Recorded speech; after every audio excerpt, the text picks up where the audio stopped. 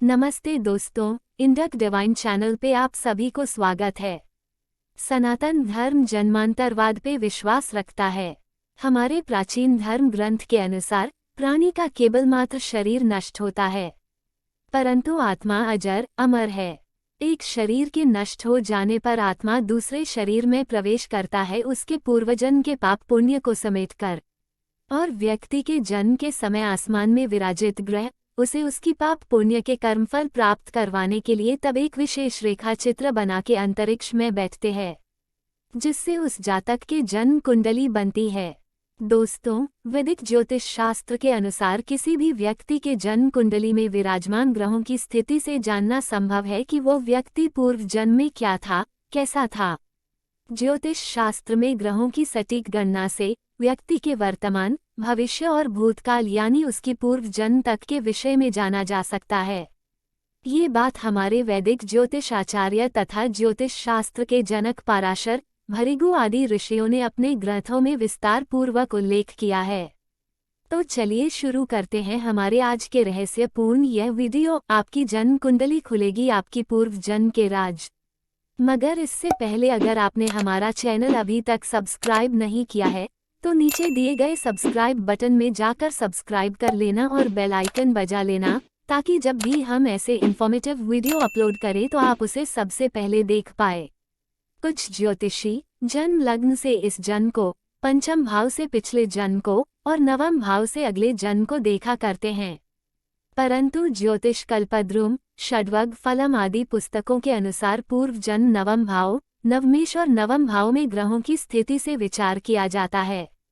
शास्त्र के मुताबिक यदि नवम भाव व ग्रह शुभ तथा बाली हो और उस घर में बलवान ग्रहों की शुभ स्थिति हो तो जातक पूर्व जन्म में धनी एवं उच्च स्थिति में था, परंतु यदि यह हीन हो तो जातक की स्थिति भी हीन रही होगी।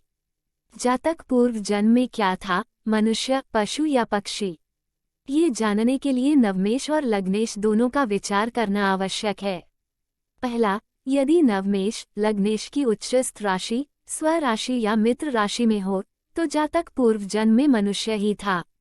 दूसरा, यदि नवमेश ऐसी राशि में हो जो लग्नेश की समराशि है तो पूर्व जन्म में जातक पशु था। तीसरा, यदि नवमेश लग्नेश की शत्रु या नीच राशि में स्थित हो तो जातक पक्षी था। इसके अलावा जातक के जन्म कुंडली में गुरु की स्थिति देखकर भी पिछले जन्म के बारे में पता कर सकते हैं। जैसे यदि जातक के जन्म पत्रिका में बृहस्पति लग्न में स्थित हो तो जातक का जन्म किसी के आशीर्वाद या श्राप के फल स्वरूप हुआ है, और जातक को उसके अनुसार ही इस जीवन में सुख दुख प्राप्त होता है। गुरु अगर जातक के द्वितीय या अष्टम भाव में स्थित हो तो जातक पूर्वजन्म में संत महात्मा रहा होगा और वर्तमान जन्म किसी अच्छे परिवार में हुआ होगा। ये जातक अपने इच्छा पूर्ति हेतु इस जन्म में आया है। यदि गुरु तृतीय भाग में हो तो जातक का जन्म किसी महिला के आशीर्वाद या अभिशाप से हुआ है, और यह महिला भी उसके वर्तमान परिवार में आई है। जातक का जीवन आशीर्वाद के कारण सुखमय या श्राप के कारण कष्ट से भरा होता है। गुरु के चतुर्थ भाव में होना उसके पूर्व जन्म में इसी परिवार का होने का संकेत देता है, जो किसी उद्देश्य की पूर्ति के लिए दोबारा इस परिवार में आकर जन्म लिया है। गुरु अगर पंचम या एकादश भाव में स्थित हो तो जातक पूर्व जन्म में तंत्र मंत्र एवं गुप्त विद्या का जानकारी था, जिसके कारण उसको इस जन्म में मानसिक अशांति मिलती है तथा बुरी आत्माओं द्वारा कष्ट व परेशानी पता है। जातक के संतान सुख में भी बाधा उपस्थित होती है। गुरु ग्रह नवम भाव में होने से पितरों की कृपा और आशीर्वाद उसके ऊपर होता है। ऐसे व्यक्ति इस जीवन में त्याग और ब्रह्म ज्ञान की प्रवृत्ति रखता है तथा जातक भाग्यशाली होता है। जन्म पत्रिका में गुरु अगर दशम स्थान में स्थित हो तो जातक पूर्व जन्म में धार्मिक विचारों वाला था और इस जीवन में वह समाज सुधारक का कार्य करता है। जातक उपदेश होता है लेकिन पूजा पाठ का दिखावा नहीं करता। सप्तम स्थान में गुरु हो तो जातक पिछले जन्म में धर्म का पालन करने वाला, विवेकवान और सद्गुणी था, और इस जन्म में वह पढ़ने लिखने में होशियार होगा। ज्योतिष शास्त्र के अनुसार अगर किसी जातक के जन्म कुंडली में 4 या उससे ज्यादा ग्रह उच्च राशि या सवा राशि के हो तो वह पिछले जन्म में स्वर्ग भोग करने के बाद या उत्तम योनि भोग कर वर्तमान जन्म लिया है। इस प्रकार अगर किसी जातक के कुंडली में 4 या उससे ज्यादा ग्रह नीच के हो तो उसने पिछले जन्म में आत्महत्या किया होगा और इस जन्म में नरक भोग करने के बाद आया है। इसके अलावा यदि कुंडली के लग्न, चतुर्थ, सप्तम या एकादश भाव में शनि हो तो जातक पिछले जन्म में बहुत पापकर्म में लिप्त रहा होगा। यदि किसी जातक के कुंडली में लग्न या सप्तम भाव में राहु है तो जातक की पूर्व जन्म में स्वाभाविक मृत्यु नहीं हुई होगी। लग्न में अगर बुध या चंद्र स्थित हो तो जातक पूर्व जन्म में सद्गुणी व्यापारी या बणिक था।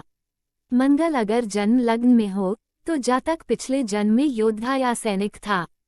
सूर्य अगर कुंडली के 6, 8 या 12 भाव में और तुला राशि में हो तो जातक पिछले जन्म में भ्रष्ट था।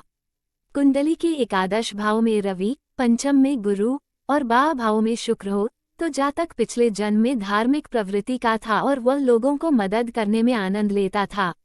लग्न या सप्तम भाव में यदि शुक्र हो तो जातक पूर्व जन्म में राजा या सेठ या महाधनी व्यक्ति था और जीवन के सभी सुख भोगने वाला था। सप्तम, 6 या दशम भाव में अगर मंगल स्थित हो तो जातक पिछले जन्म में महाक्रोधी था और उसके क्रोध के कारण लोग उस पीड़ित हुए हैं। गुरु अगर शुभ ग्रह से दृष्ट होकर पंचम या नवम भाव में हो तो जातक पिछले जन्म में सन्यासी था। यदि पंचमेश व नवमेश एक ही राशि में बैठे हो तो जातक पिछले जन्म में भी इस देश में पैदा हुआ था जिस देश में वह इस जन्म में पैदा हुआ और अगले जन्म में भी इसी देश में ही पैदा होगा। इसे त्रिजन योग कहते हैं। दोस्तों, ज्योतिष शास्त्र के आधार पर हमने आपको पिछले जन्म के बारे में जानने की कुछ जानकारी दिया है। पिछले जन्म के विषय में हमें कुछ भी याद नहीं रहता तो ज्यादातर लोग इस काल्पनिक ही मानते हैं। अब आप पूर्व जन्म को माने या ना माने यह आपकी विचारधारा पर ही निर्भर करता है। हमने आपको यह बातें सिर्फ वैदिक ज्योतिष शास्त्र के आधार पर ही बताया है। आपको अगर वीडियो अच्छी लगी हो तो एक लाइक और चैनल को सब्सक्राइब कर लेना। धन्यवाद।